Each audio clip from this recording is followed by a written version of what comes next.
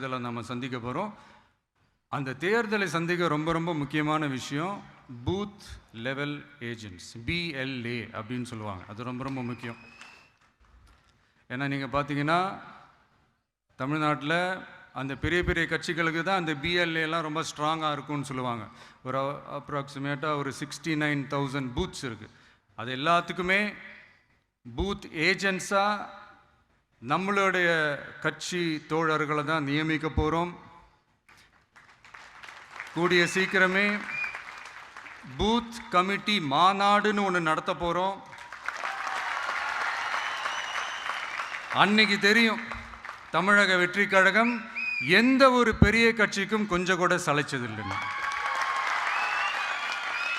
அன்னைக்கு தெரியும் தமிழக வெற்றி கழகம் தமிழ்நாட்டில் முதல் சக்தியா, முதன்மை சக்தியா, பவர்ஃபுல்லாக இருக்குதுன்னு அன்னைக்கு ப்ரூவ் ஆகும்.